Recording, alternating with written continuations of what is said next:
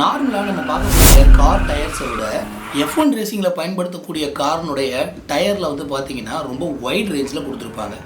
இதில் நிறையா பேருக்கு தெரியாத ஒரு விஷயம் என்னென்னா, F1 ரேசிங் பார்க்குறவங்களுக்கு தெரியும், மற்றவங்களுக்கு பெரும்பாலும் தெரியாத ஒரு விஷயம் என்னென்னு பார்த்தீங்கன்னா, F1 கார்லேயே ஃப்ரண்ட்டில் இருக்கக்கூடிய டயர் வைடர் கம்மியாக இருக்கும்.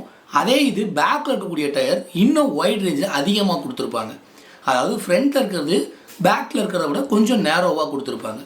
ஸோ எதனால் இந்த டிஃப்ரென்ஸ் வருது, இந்த டிஃப்ரென்ஸ் எந்த மாதிரியெல்லாம் F1 ரேசருக்கு ஹெல்ப் பண்ணுது அப்படின்ற கண்டென்ட் தான் இந்த F1 ரேசிங்கில் யூஸ் பண்ணக்கூடிய ஃப்ரண்ட் டயரை பொறுத்த வரைக்கும் நார்மலாக காமன் ஆஸ்பெக்ட்ஸில் எடுத்துக்கிட்டோம் அப்படின்னா ஒரு 305 mm வந்து பார்த்தீங்கன்னா அதோட வைடர் ரேஞ்ச் வந்து இருக்கும்.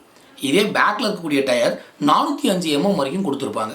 ஸோ ஃப்ரண்ட்டில் இருக்கக்கூடிய டயரை விட பேக்கில் இருக்கக்கூடிய டயர் கிட்டத்தட்ட 100 mm எக்ஸ்ட்ரா வைடில் கொடுத்துருப்பாங்க. ஃப்ரண்ட்டில் இருக்கக்கூடிய டயர்னுடைய வெயிட் வந்து பார்த்தீங்கன்னா கிட்டத்தட்ட ஒரு டயர் 9.5 கிலோ இருக்கும். ஆனால் பேக்கில் இருக்கக்கூடிய டயர் 11.5 கிலோ கொடுத்துருப்பாங்க. ஸோ இப்போ most of the F1 cars எல்லாமே வந்து பார்த்தீங்கன்னா பேக் வீல் டிரைவாக தான் கொடுத்துருப்பாங்க. அதாவது இன்ஜின்லேருந்து போகக்கூடிய பவர் டேரெக்டாக பின்னாடி இருக்கக்கூடிய வீலுக்கு தான் வண்டியோட பவரை தான் கண்ட்ரோல் பண்ணுது, வண்டியோட ஸ்டெபிலிட்டியாக தான் கண்ட்ரோல் பண்ணுது.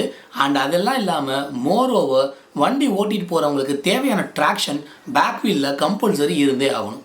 அப்படி இல்லை அப்படின்னா புல்லிங் பவரில் நிறைய டிஃப்ரென்சியேஷன்ஸ் வரும். ஸோ இந்த காரணத்தினால பேக்கில் இருக்கக்கூடிய டயரை நல்லாவே வைடராக கொடுத்துருக்காங்க. அண்ட் மோரோவர் அதிகமான ஏரியா அப்படிங்கும்போது அதிகமான கான்டாக்ட் சர்ஃபேஸ்.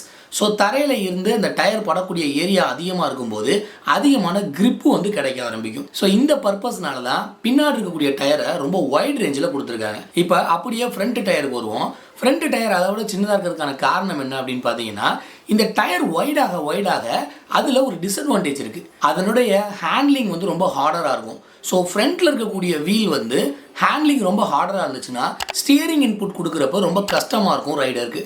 ஸோ ஃப்ரண்ட்டில் இருக்கக்கூடிய வீல் ரொட்டேஷனல் ஃபோர்ஸை ப்ராப்பராக யூட்டிலைஸ் பண்ணிக்கிட்டு கரெக்டான அளவுக்கு நம்ம கொடுக்கக்கூடிய ஸ்டியரிங் இன்புட்டை எடுத்துக்கிட்டு மூவ் பண்ணால் போதுங்கிறதுனால பேக்கில் இருக்கிற வீலை விட ஃப்ரண்ட்டில் இருக்கிற வீல் வைட் ரேஞ்சு கம்மியாக கொடுக்கப்பட்டிருக்கு F1 காரில். சிம்பிளாக ஒன்லைனில் சொல்லணும் அப்படின்னா ரொட்டேஷனல் ஃபோர்ஸையும் டைரக்ஷனையும் கண்ட்ரோல் பண்ணுறதுனால ஃப்ரண்ட்டில் இருக்கக்கூடிய டயர் கொஞ்சம் ஸ்மால் வைடராகவும், பேக்கில் இருக்கக்கூடிய டயர் பவரையும் ஸ்டெபிலிட்டியையும் கண்ட்ரோல் பண்ணுறதுனால இன்னும் கொஞ்சம் அதிகமான வைட் ரேஞ்சிலையும் கொடுக்கப்பட்டிருக்கு. இவ்வளவு நேரம் உங்களோட பொன்னான நேரத்தை ஒதுக்கி இந்த வீடியோவை பார்த்த உங்கள் எல்லாருக்கும் நன்றி, வணக்கம்.